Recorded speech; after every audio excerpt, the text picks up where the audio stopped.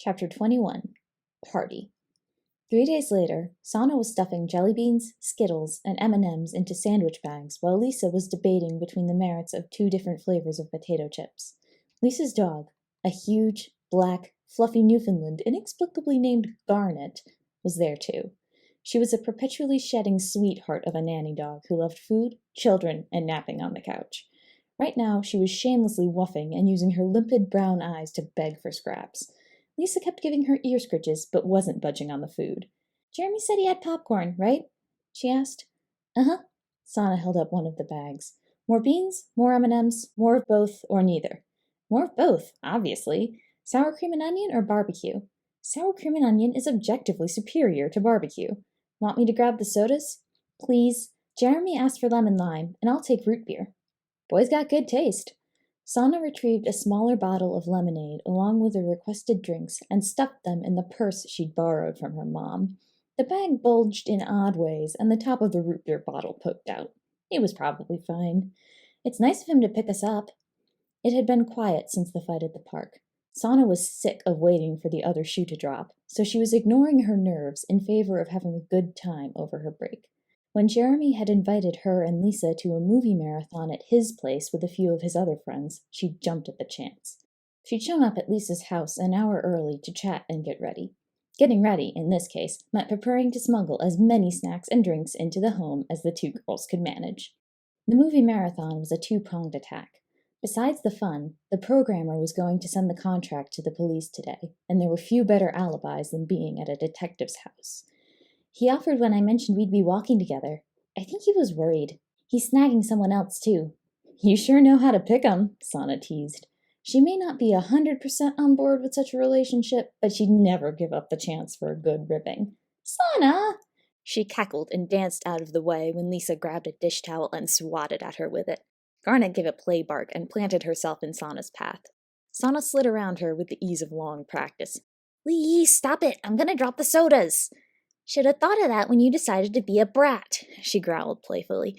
"Now get over here so I can beat the sass out of you." Sana stuck out her tongue in a display of childishness she'd have never shown anyone but Lisa. The bigger girl squawked in outrage and abandoned the dish rag in favor of throwing jelly beans. Sana grabbed some Skittles, and the fight was on. Garnet contributed by acting as a 2-in-1 vacuum and living wall. Their laughter and Garnet's barks blocked the sound of the door opening and the approaching footsteps. They did not block out the exasperated, "Why is it whenever I see you two, you're engaged in violence?" "Jeremy, hi!" Lisa's head swiveled around to see him, and Sana took the opportunity. She launched herself at Lisa, wrapped her arms around her shoulders, and completely failed to take her down. Curse her smallness and Lisa's strength. Lisa bent backwards and wormed out of the hold.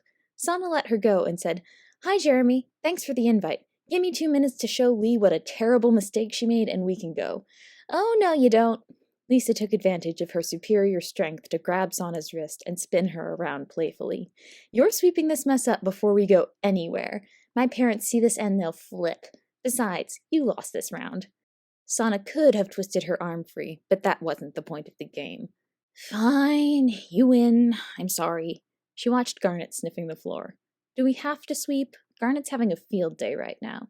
"No, you're not, and yes, we do. Sugar's bad for her." Lisa let her go and headed for the broom closet. "Stop wasting Jer's time. You're gonna make us late." "Yes, Mom." She grabbed the broom Lisa threw at her. "Let's clean up and hit the road." Detective Valentin was waiting for them outside, leaning against a car that looked about 5 years past due for the scrapyard. Sana hesitated in the doorway, not expecting him, but followed Lisa and Jeremy when they didn't slow down. "Thanks for the lift, Detective," Lisa said once they got close enough. He nodded. "You're welcome. I don't believe we've met. Are you Annalisa?" She didn't miss a beat. "Yep, but call me Lisa. My shadow back there is Sana." She jerked a thumb over her shoulder. Sana waved.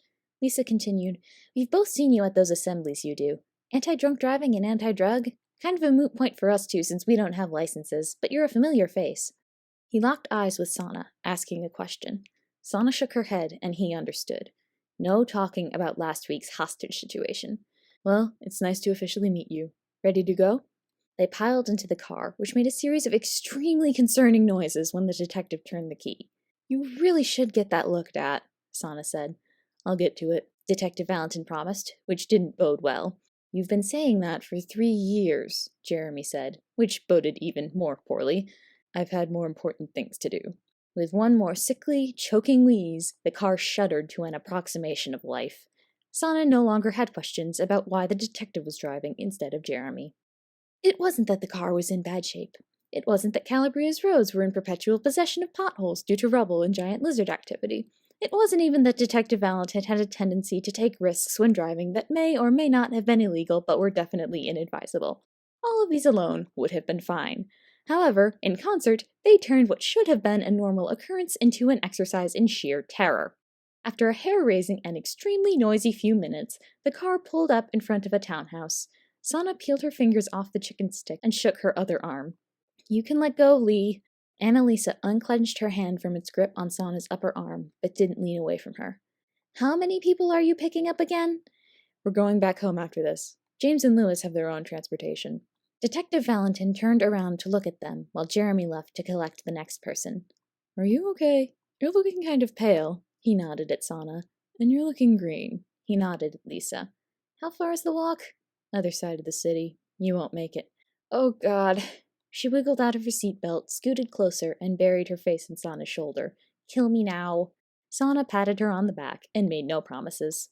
A minute later, a tall, pimply boy with floppy hair and tennis player muscles climbed into the car, but paused with one foot on the ground.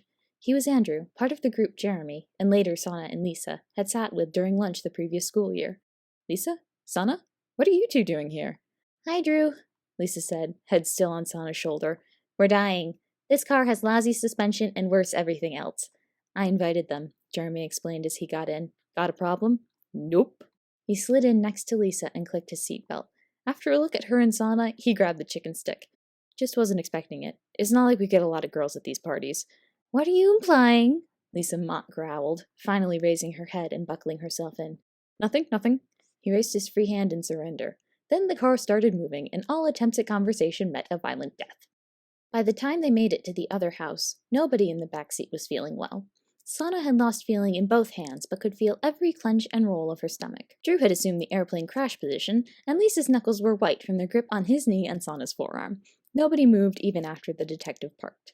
Jeremy was out of the car by the time he noticed. He poked his head back in. Guys, we're here. Drew made a noise that sounded like a deflating tire. Lisa's mouth worked in a silent prayer. Sana peeled her fingers off the chicken stick and flexed her hands. Is it over?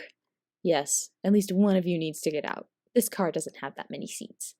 Sana fumbled for the car door and all but fell out, dragging Lisa with her.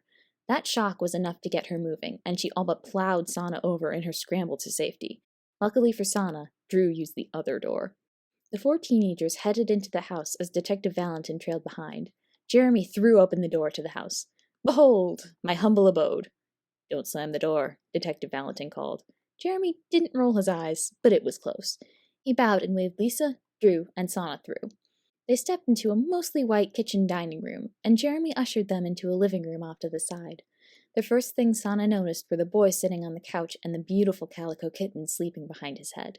He was playing a video game on a handheld console. From the way he was pushing the buttons, he was in the middle of a pretty intense fight. Jeremy marched right past him and sat in the middle of the couch. Shove over, Evan. This was the little brother then, and the cat had to be Artemis. Sana had never met either before. At a closer look, Evan did sort of look like a shorter version of Jeremy with fair hair, rounder features that would sharpen soon, and a longer face. They had the same eyes.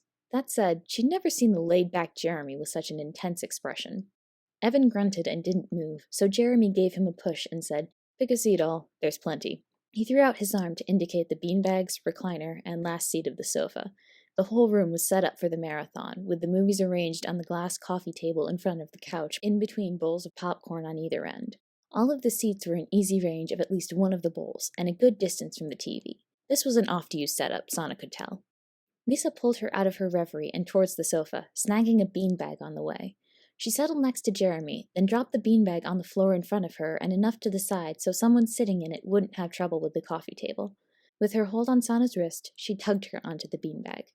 Sana settled in and wrapped her bot cardigan more firmly around her shoulders. The beanbag was cool and comfortable, and Sana had used the ones in the library enough to get over the aversion Lord Static's death had caused her to develop. Drew had claimed the recliner while Lisa and Sana were getting settled. He snagged a handful of popcorn and asked, "When are the others supposed to get here?" "Wow, rude," came a voice from the doorway. 2 boys were standing there. The shorter of the 2, Lewis, strolled in as though he owned the place and claimed the beanbag closer to Jeremy.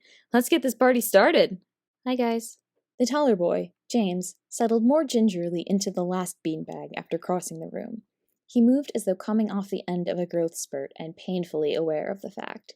He might have been, given how Sana remembered him being smaller the last time she'd seen him. He scanned the room, then did a double take. "Lisa? Sana? What are you 2 doing here?" "We were invited." Lisa leaned back, all nonchalance. "Can you say the same?" "No, that's not what I meant." His voice went sharp with alarm and sped up as he attempted to talk under the weight of Lisa's stare. "I just didn't think this would be the sort of thing you'd like is all, especially not Sana. She seems to like sci-fi and super stuff more than horror, and you 2 are attached to the hip, so I figured—" Lisa's laughter cut him off. She waved a hand as though clearing the air. "I'm messing with you. Pete's sake." He stammered into silence, and Lisa turned to Lewis. "You have anything to add about my and Sana's presence?" she drawled. "Nope." He leaned over and took a handful of popcorn.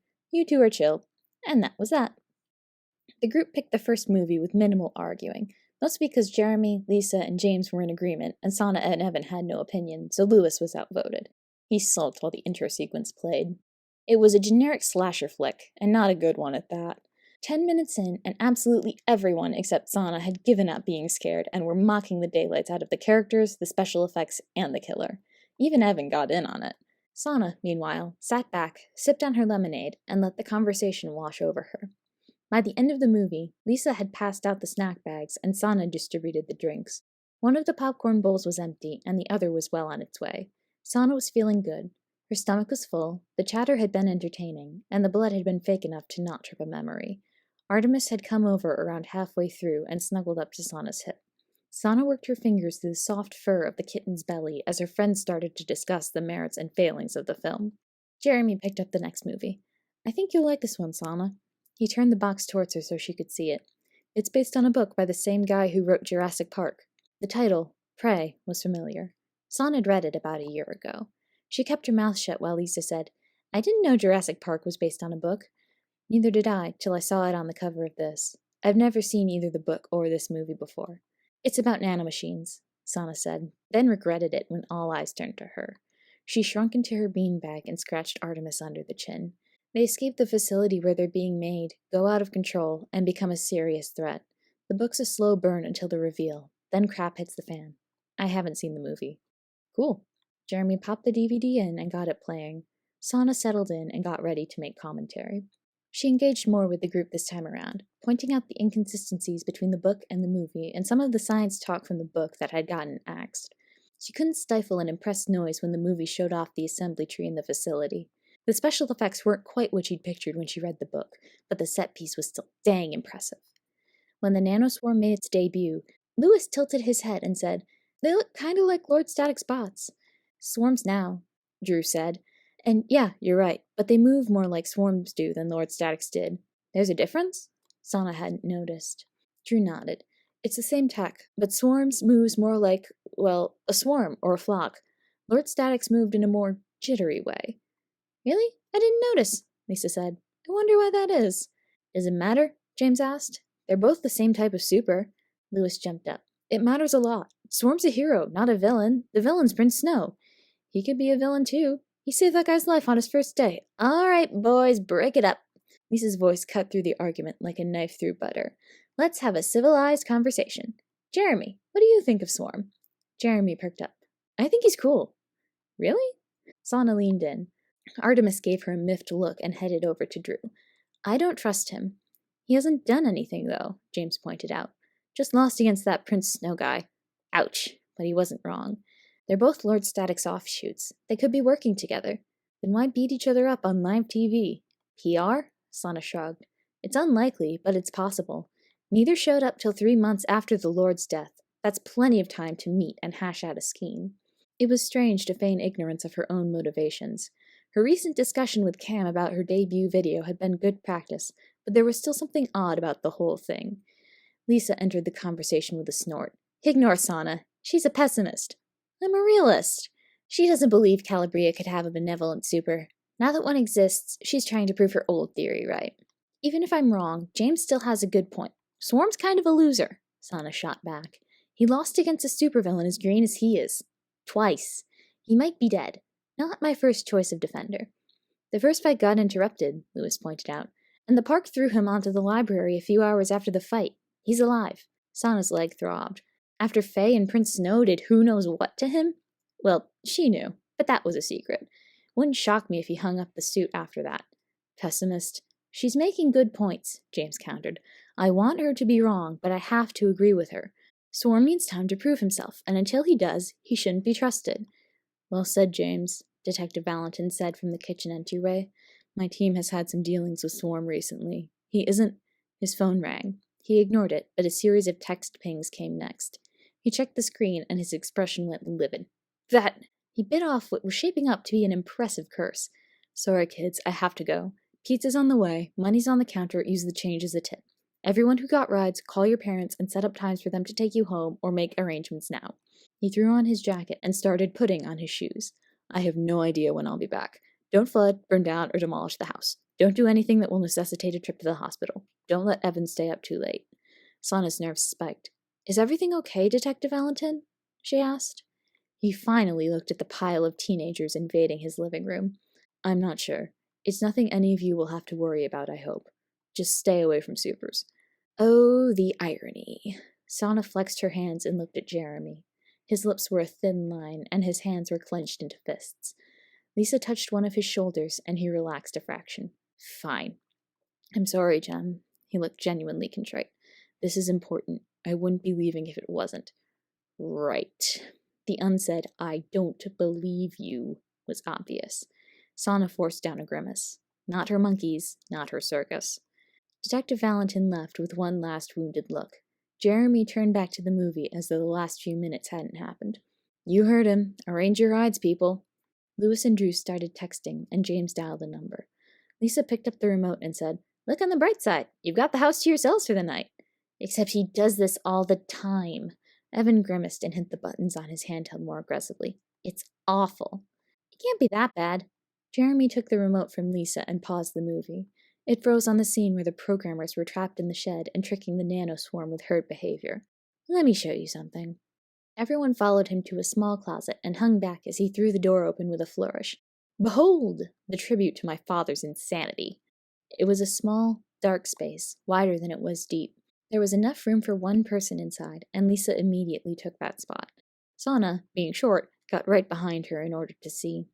On the back wall was a conspiracy board complete with red string.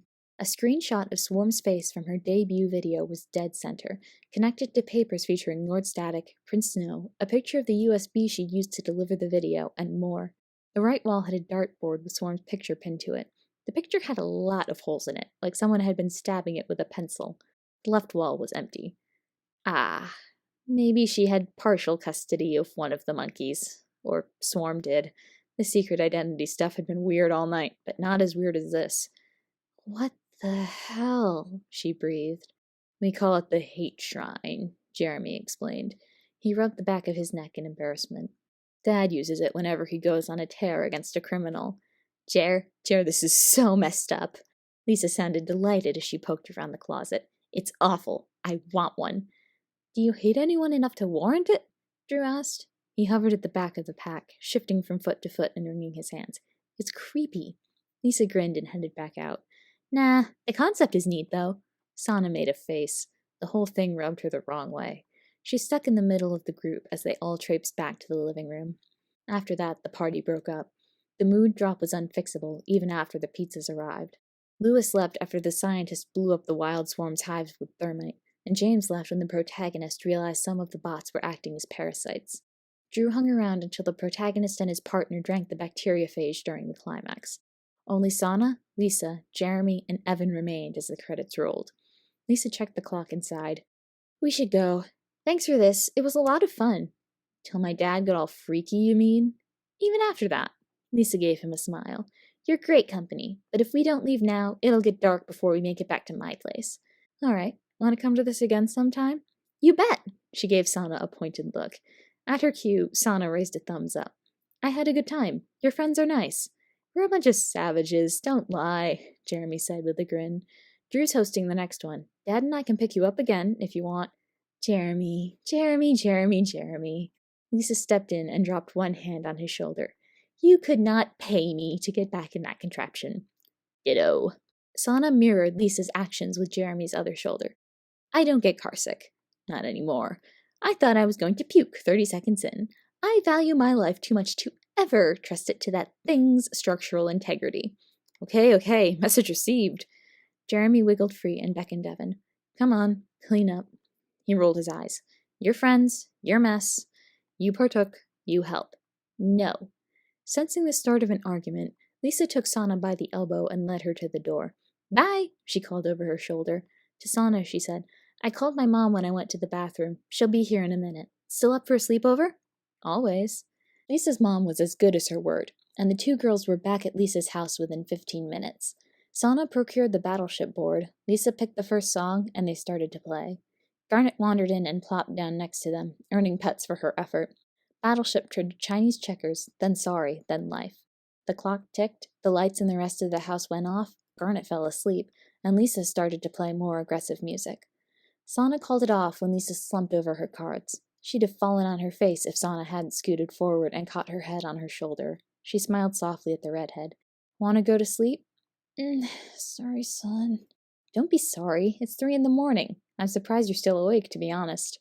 She wouldn't be sleeping tonight. Too keyed up. But you gotta help me get you to bed, you giant. I'm a scrawny midget, remember?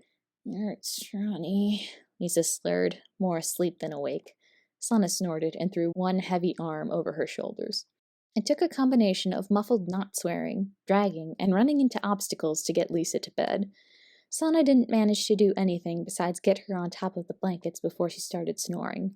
With her own fond huff, she left for the guest room. Half an hour later, Sana was twisting and turning in bed, trying to get comfortable enough to ignore her own thoughts. Every other minute she envisioned some faceless person opening the door, hearing her jacket thrown over the bedpost and buzzing in a reflection of her own fear, and throwing her failures in her face before arresting her. She was catastrophizing and knew it, but recognizing the problem and getting her brain to shut up for 2 minutes were entirely different things. She buried her face in the too warm pillow, screamed a little, and resigned herself to a lot of caffeine the next day. She wondered if the sleep she'd get from bashing her head into the wall would be worth the concussion. Ping. It was quieter than it should have been. Sana fumbled for the phone and checked her messages. The phone screen was dim enough to spare her vision. Are you having difficulty sleeping? Her eyes went wide. She wasn't expecting the programmer to contact her, not about a Sana problem. As far as she was concerned, the programmer was a sworn thing, even if he contacted her out of costume and gave her glass supplies. Her normal self shouldn't have any dealings with him. Then again, he did seem concerned with her welfare. It wasn't much of a stretch to imagine that encompassed everything about her health, not just her vigilante persona. She bit her lip, internally debating how much she was willing to share. Just anxiety, nothing to be done. I'll feel better in the morning. Lay down. Close your eyes. I'll help you. Sana hesitated for a moment, then rolled onto her side. What are you going to do? Trust me. Close your eyes. I want to help. Well, he hadn't hurt her yet, and even a few minutes of calm would go a long way towards a much-needed reset. Her brain was still jittering and hitting random alerts every time the house settled. She curled up into a ball and tried to relax. Soft music began to play through her phone's speakers. It was gentle and soothing, perfectly designed to ease her frayed nerves and calm her racing mind. When the voice came in, the lyrics were familiar, but she couldn't place them. Daisy, Daisy, give me your answer too. I'm half crazy, all for the love of you. To Sana's dull surprise, her rabbiting heart slowed. The voice itself was deep and unfamiliar, with the faintest edge of something synthetic. A voice modifier, probably. Despite that, it was clearly someone singing on the other end of the phone line. It won't be a stylish marriage. I can't afford a carriage. But you look sweet upon the seat of a bicycle built for two. What is this song? She asked, half asleep already. Daisy Bell, also called A Bicycle Built for Two. Do you like it? She made a sleepy little noise of assent and dug herself deeper into her blankets. Distantly, she recognized that she'd never calmed down from a panic loop so fast, but the stress draining out of her meant she couldn't be bothered. Something else? Of course. She fell asleep to the sound of the programmer's music. When she woke up 5 hours later, she felt as refreshed as if she'd slept for twice as long. She was warm, comfortable, and relaxed. The first thing she said was, "What did you do?" Ping! Please elaborate. She had no idea how to feel about the fact that he was still there. The fact that she'd somewhat expected it was alarming enough. Even my mom couldn't sing me to sleep that fast. It's unnatural. You did something. He immediately sent. The vocals were layered over a song specifically engineered to reduce anxiety and stress levels. He must have been watching her phone camera because her dubious look prompted him to continue. It's a documented phenomenon. I can send you the research. Please do. She didn't like her ignorance. Will it hurt me? No. I will never intentionally expose you to something that could cause you harm. She didn't trust him, wouldn't until they met face to face, but... Thank you. There was no response, but Sana felt the atmosphere lighten. It was going to be a good day.